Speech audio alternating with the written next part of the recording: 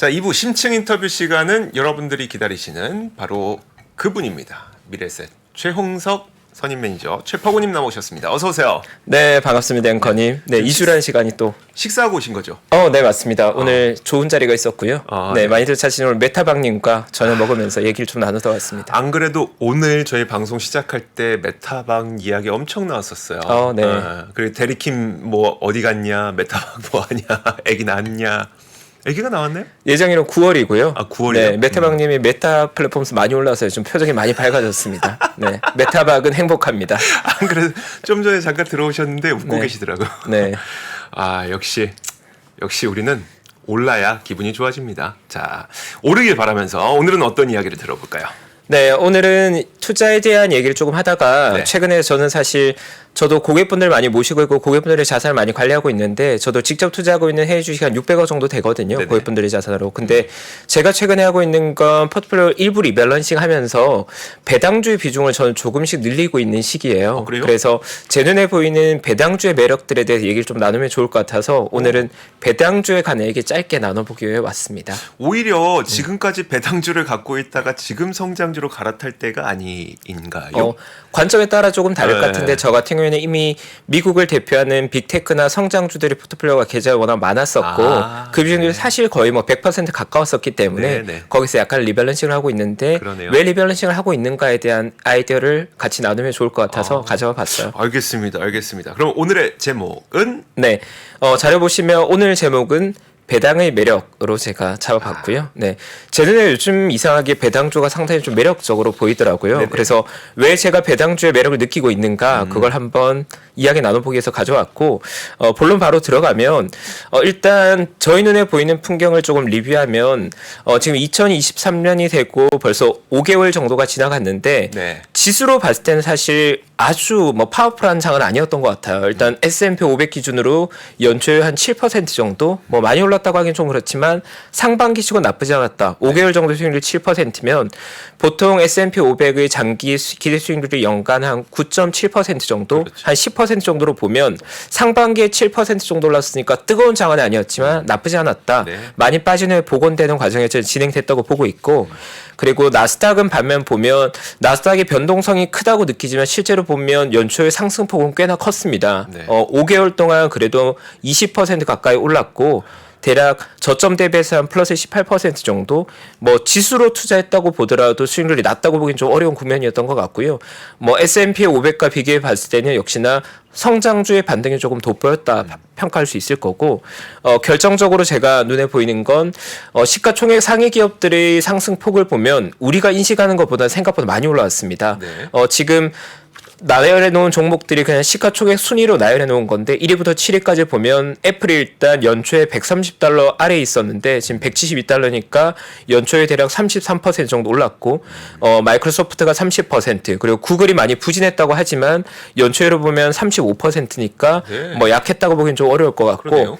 아주 많이 부진하다고 생각은 아마존 역시도 연초 저점 대비해서는 34%. 이건 최저점 대비가 아니라 연초기 때문에 작년 연말 종가 대비 오른 폭이니까 지난 5개월간의 수익률로 보면 빅4가 어쨌든 30% 이상 올랐기 때문에 약한 장이라고 보기에는 좀 무리가 있다. 그리고 특히나 가장 뜨거웠던 종목인 엔비디아 같은 경우에는 아까도 리뷰 나왔지만 저점 대비해서는 지금 딱 2배 올라와 있거든요. 네. 작년 연말 종가가 146불이었는데 지금 292불이니까 제가 여기서 보는 건 시장의 색깔로 봤을 때는 가치를 대비해서는 역시나 나스닥의 성장주들이 더 돋보이는 장이었고 그 나스닥 내에서도 대형주들이 많이 오르는 장이었거든요. 그래서 사실 제가 모시고 있는 고객분들의 포트폴리오를 보면 대부분의 고객들이 기존의 잔고 최고점에 거의 근접했거나 네. 적어도 연초로 봤을 때는 상당한 수익 구간에 진입해 있는 상황입니다. 특히나 $1 환차에까지 감안한다고 하면 계좌는 굉장히 좀 살짝 있는 상황이고 다만 제가 이제 생각을 하는 건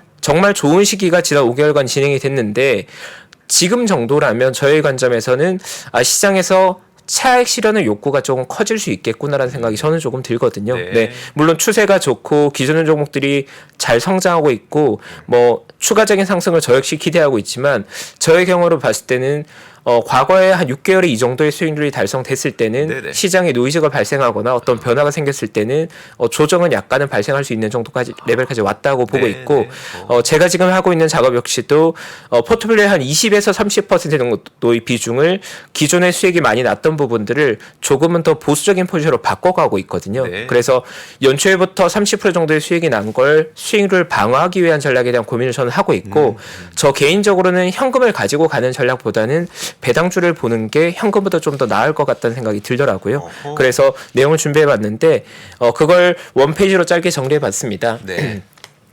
제가 배당주를 보는 이유는 단순히 성장주가 최근에 많이 올라왔으니까 이제 배당주 보자는 논리보다는 제가 배당주를 바라보는 키는 결국 금리와 연관이 있습니다. 지금 보면 올해 3월에 미국 2년물 국채금리 기준으로 5% 초반이었던 금리가 현재 4%까지 내려와 있는데 네. 아마도 올해 하반기가 되고 내년 상반기가 되면 추가 금리 인상에 대한 기대감이 반영되면서 금리는 약간 더 내려올 거라고 저는 보고 내려가겠죠. 있거든요. 네. 네. 근데 중요한 건 지금 정도의 금리 레벨이라고 하면 배당주 대비해서 채권의 매력이 상당히 있는데 네. 금리가 더 내려가게 돼서 채권의 금리가 배당주들의 배당 수익률보다 낮아지게 되면 그럼 배당주 매력을 상대로 돋볼 수 있는 국면이거든요. 그렇죠. 네, 그래서 개인적으로는 금리가 어느 정도 안정적으로 하향되는 구간으로 내려간다고 하면 채권 쪽에 투자됐던 자금들 일부 입장에서는 배당주가 꽤나 매력적으로 볼 수 있는 환경이고 네. 뭐 모두 다 알다시피 금리가 안정적으로 내려가 준다면 증시 특히나 주식시장 입장에 나쁜 환경은 아니거든요. 그렇죠. 하지만 채권 투자자들이 공격적인 성장주로 옮겨가기보다는 개인적으로는 배당주에 대한 니즈들이 좀 있을 것 같고 그래 심플하게 정리하면 금리가 안정적으로 우하향하는 구간에서는 배당주의 매력은 상대적으로는 더 높아질 수 있다는 생각을 가지고 있어서 아하. 적극적인 수익을 추구한 사람이 배당주를 투자하기는 적합하지 않지만 이미 만족스러운 포트폴리오 수익률이 나와 있다면 네네.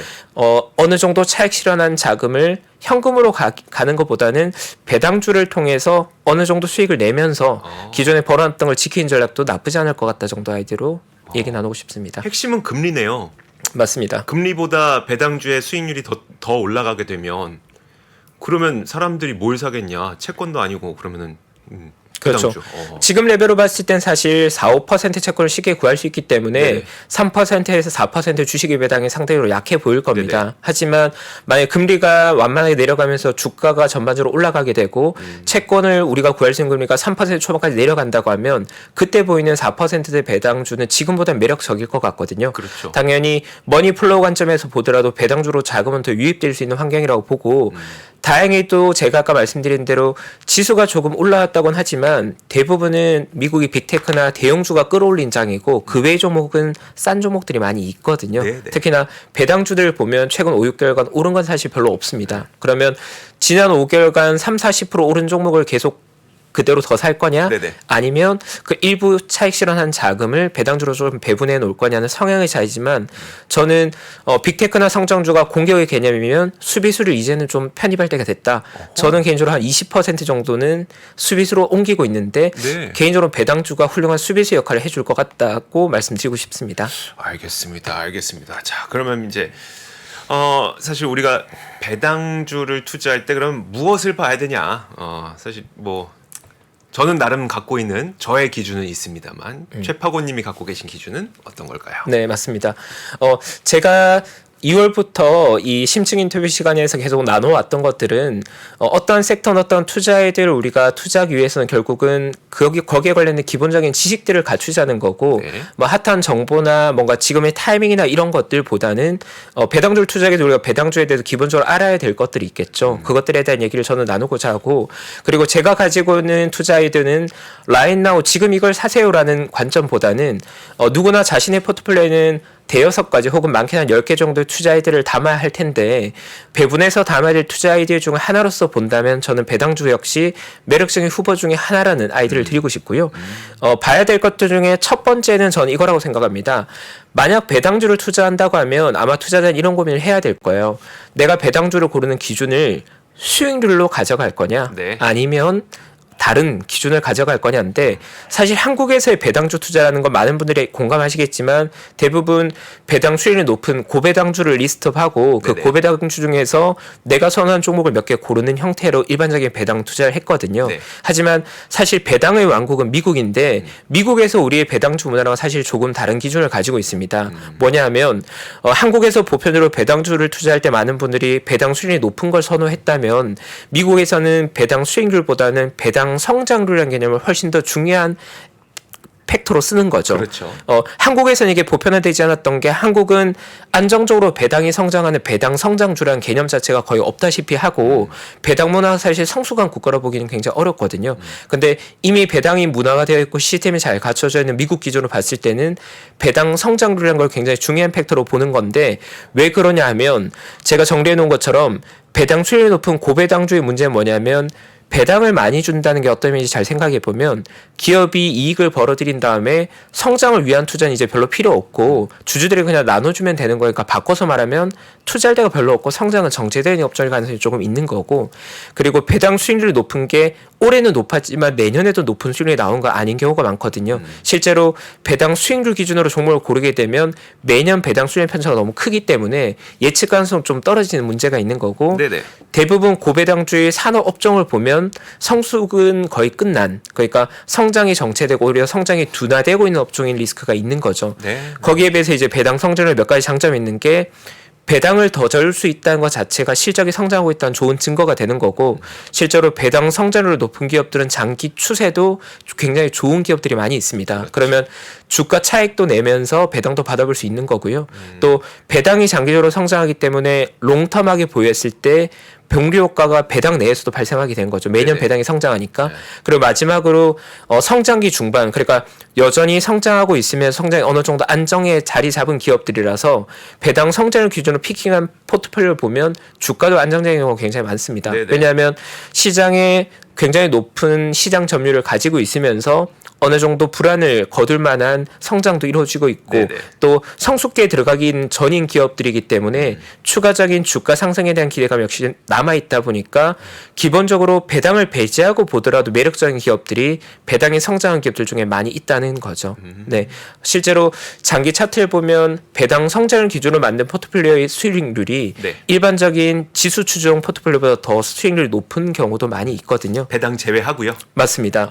배당 네. 제외하고 가격만 놓고 봐도 맞습니다. 왜냐하면 물론 기준에 따라 조금씩 다르겠지만 배당을 안정적으로 늘렸다는 이유는 두 가지 면에서 매력적인 게 하나는 주주 시장 정책이 잘 만들어져 있는 거고 네. 그리고 두 번째는 배당을 추가로 줄 만한 매출액 성장과 이익 성장이 이루어지고 있는 기업들이기 때문에 그러한 기준 없이 꾸린 포트폴리오 대비해서는 상대로 우월한 포트폴리오가 나올 수 있는 거죠. 네. 네. 아, 그래서 네.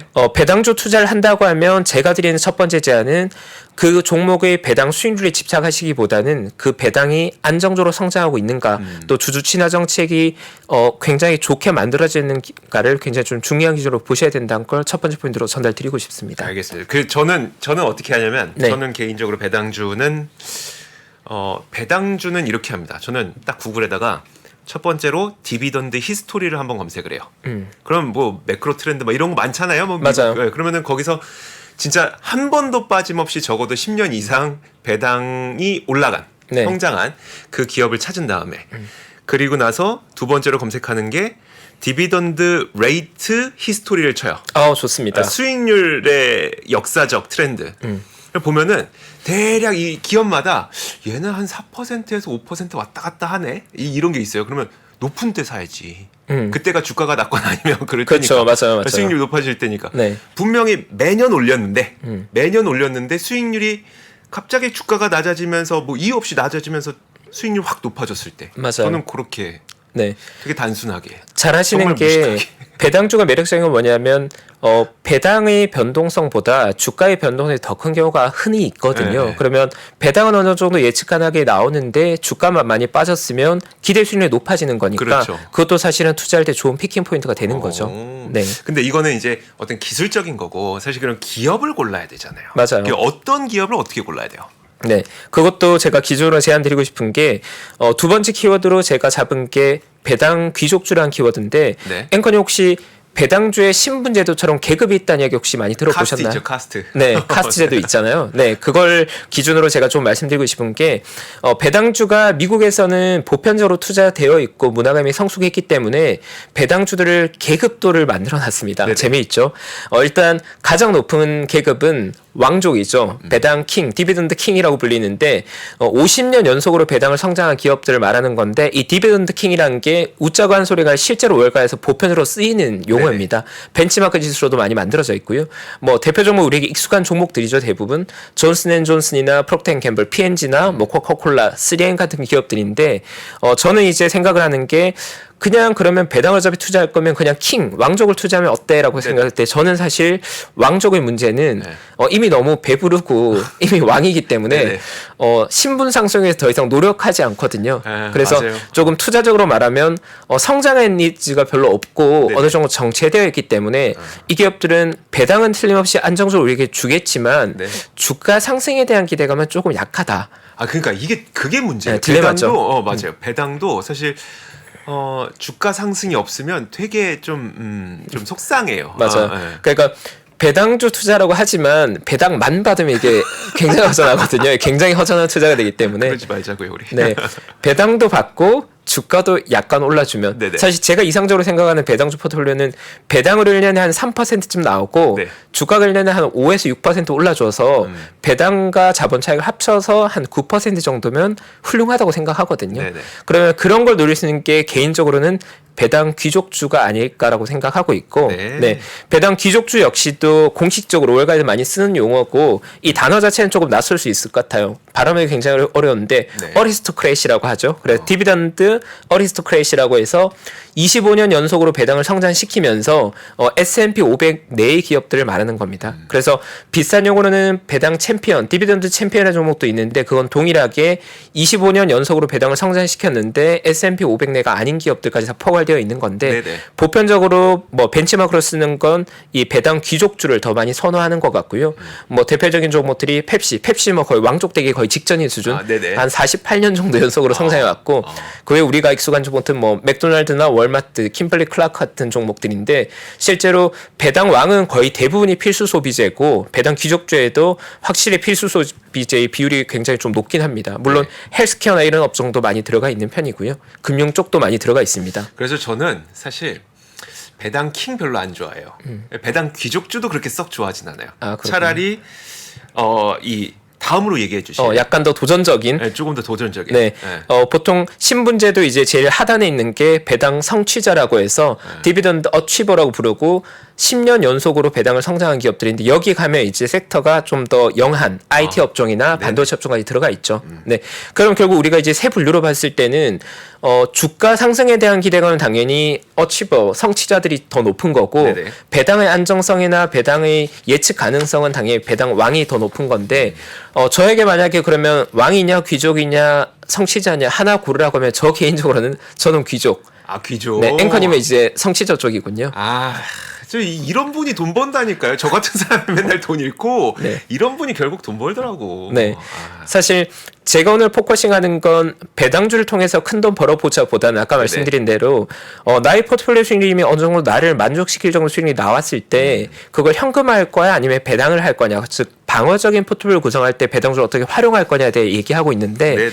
개인적으로는 수익률을 방어하기 위해서는 어느 정도 예측 가능성이 조금 높으면서 변동성은 어느 정도 제한되어 있고 배당도 적정히 나오길 저는 원하거든요. 네네. 그래서 사실 제가 요즘 늘리고 있는 쪽은 배당 귀족주 성격의 포트폴리오를 약간은 더 늘리고 있는 상황입니다. 알겠습니다. 네. 그러니까 종목들은 이런 식으로 선택하면 되고 사실 저도 그래서 배당 그 성취주에 속할 것 같은 종목을 오히려 좀 더 좋아하기도 해요. 네. 그러면 이제 C는 안 되고. 네, 그러면 거의 성장주에 가까운 거죠. 네. 맞아요. 그럼 그냥 공룡된 성장도 거. 사시면 돼요. 그러니까 네. 참 이런 이 버릇 버려야 되는데. 네. 참. 근데 저는 그것도 좋은 전략인 같은 게 네네. 아까 말씀드린 대로 배당 귀족주나 배당 성취주들은 벤치마크 지수들이 있기 때문에 네. 아까 전에 앵커님 말씀하신 대로 8년차, 9년차 되면 이제 10년차 넘어가면 이런 포트폴리오 편입되면서 패시브 수급들은 좀 그쵸, 들어오겠죠. 그쵸. 훌륭한 전략이라 생각합니다. 감사합니다. 이 네. 바보 같은 거를 또 계속 이제 좀 칭찬을 해주셔서. 자 다음으로 우리가 또 뭐 볼까요? 네, 마지막 포인트로 제가 보는 건 미국의 배당주 투자할 때는 참 좋다고 생각합니다. 생각한 게 이 분기 배당이 보편화되어 있다는 거죠. 실제로 이제 비교 한번 해보면 한국과 미국이 배당에서 우월한 차이가 나는 게 뭐냐면 한국 기준으로 보면 사실은 연간으로 한 번 배당하는 비율이 거의 70% 압도적이고 네.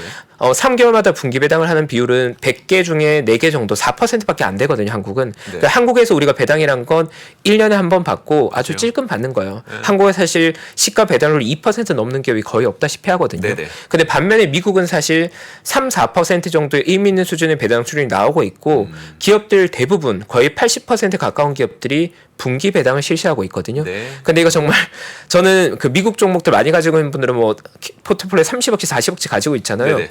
배당이 이게 3개월마다 들어온 게 상당히 짭짤합니다. 아, 그러니까요. 특히나 이게 1년에 한 번 들어올 때 뭐 조금 들어오는 것보다 네네. 3개월씩 이 잽이 여러 번 날아오는 게 네네. 계좌에 상당히 쏠쏠하거든요. 네. 네. 그리고 이 배당이 주기가 뭐 많은 기업들이 3월, 6월, 9월, 12월이긴 하지만 기업들에 따라서는 1월, 4월, 뭐 7월, 10월 이런 식으로 나오는 맞아요. 기업들도 있기 때문에 실제로 종목 한 10개 정도로 포트폴리오 구성해 보면 어떨 때는 배당이 1년에 한 10번, 12번 이렇게 나올 때 있거든요. 네네. 그러면 정말 그 달러 배당이 들어오는 게 네. 상당히 재미가 있거든요. 맞아요. 그 분기 배당의 매력 자체가 미국 배당이 있다는 거죠. 그 알람이 울리잖아요. 우리나라에서도 증권사에서 이게 배당 들어왔습니다. 띠링 알려주니까. 맞아요. 그 소리가 달리 들려요. 맞아요. 다른 문자와는 좀 달리 들리더라고. 맞아요. 그래서 하긴 이게 배당주는 전 그 포트폴리오 분산 차원에서도 좋긴 하지만 안 팔 수 있게 도와주는 것도 참 좋은 것 같아요. 근데 뭔가 팔기 너무 아까워. 그럼 나 이제 이 문자 못 받는데 막 이런 생각 들면서 좀 그런 측면도 있지 않나 싶습니다. 맞습니다.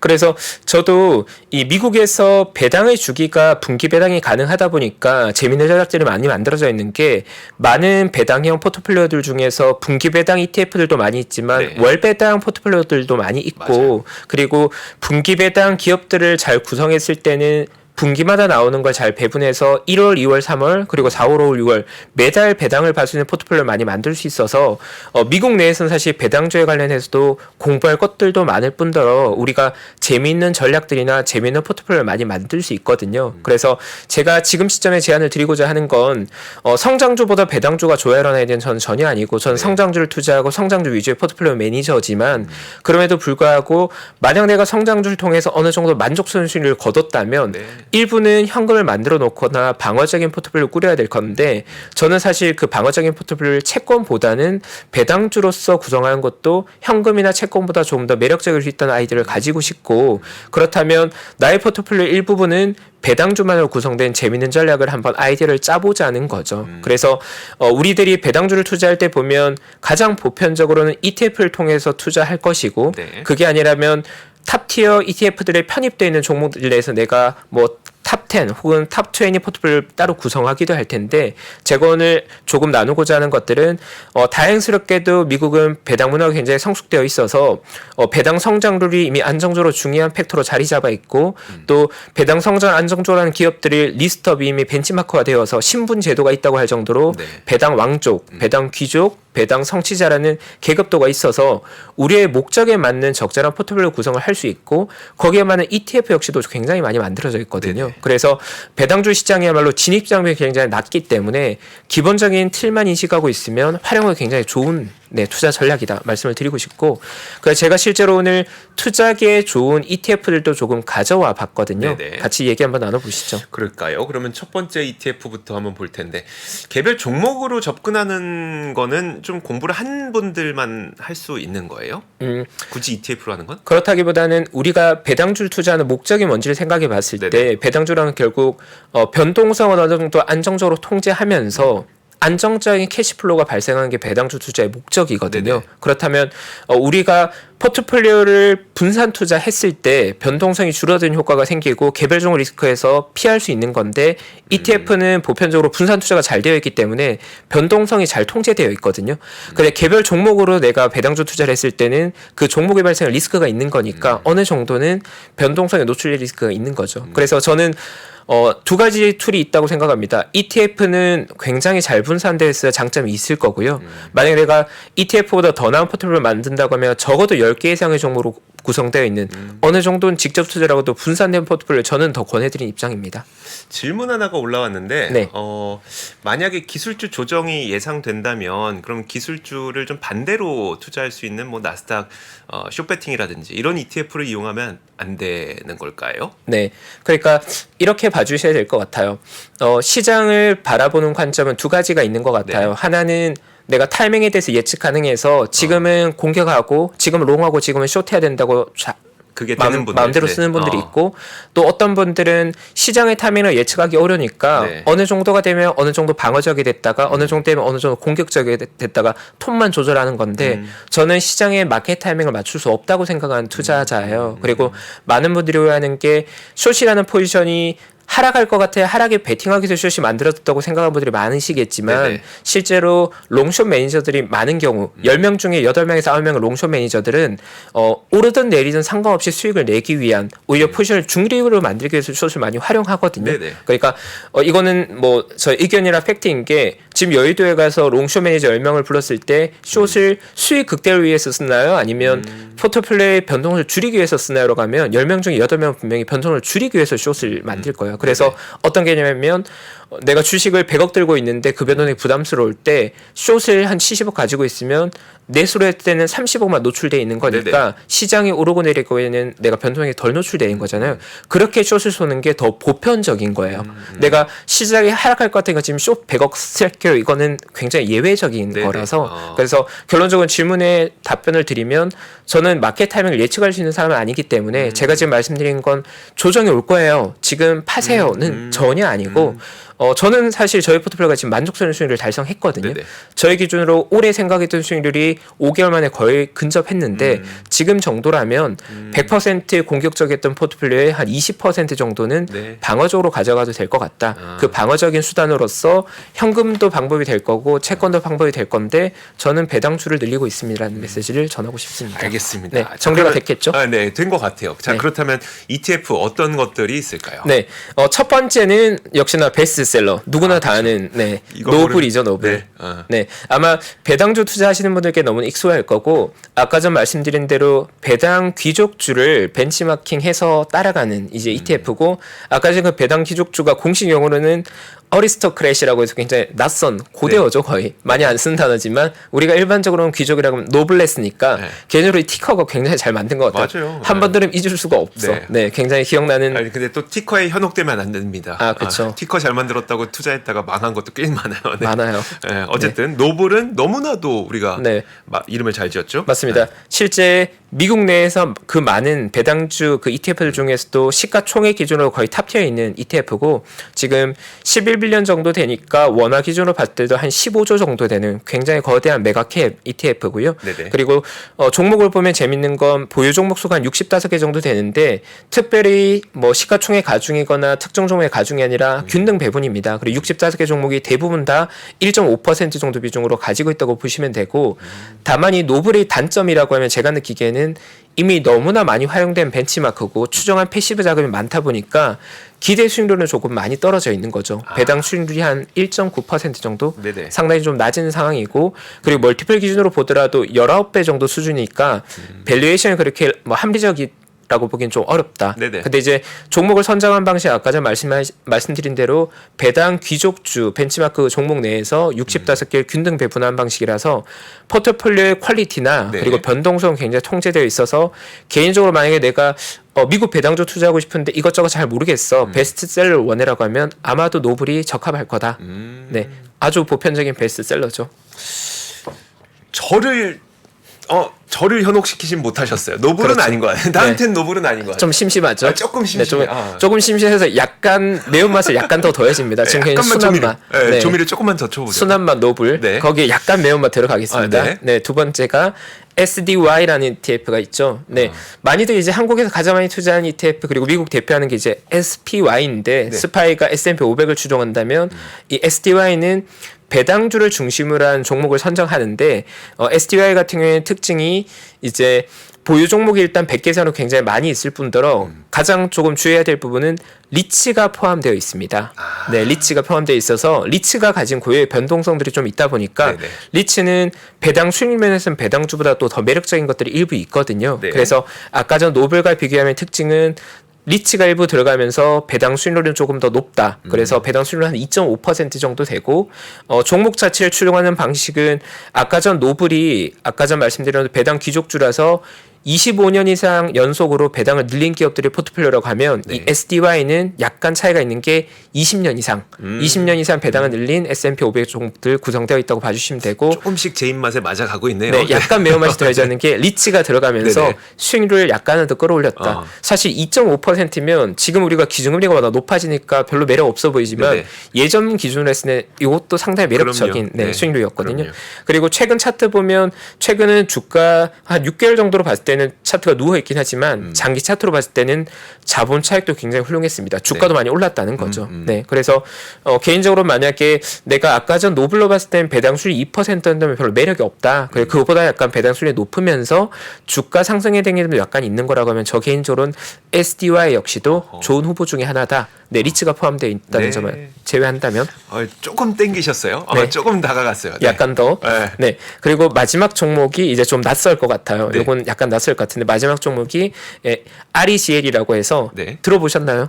아니요, 저 이거 못 들어봤어요. 네. 요건 아마 국내에서 많은 분들이 투자한 포트폴리오는 아닐 건데 시가총액 기준으로는 지금 이제 한 2조 정도 되고요. 네. 보유 종목 한 50개 정도 되는데 이거는 특별한 이유가 들어가 있는 거 아니고 이 역시도 배당 귀족주를 추종하는데 S&P 500 미들캡 400을 추종합니다. 그리고 네. S&P 500 400이라고 하면 네. S&P 500 1위부터 500위까지 S&P 500이라고 부르고 네네. 미드캡 400이라고 하면 501위부터 네. 시가총액 900위까지 네. 그러니까 중간 순위에 있는 기업들 그 기업들 중에서 배당을 25년 이상 늘린 기업들 이거 땡기는데요? 네 그러니까 이건 사실 상대로 시가총액은 조금 작을 수 작으니까 있겠죠. 변동성이 좀 크긴 하겠지만 올랐을 때는 네. 약간 더 올라갈 수 있다.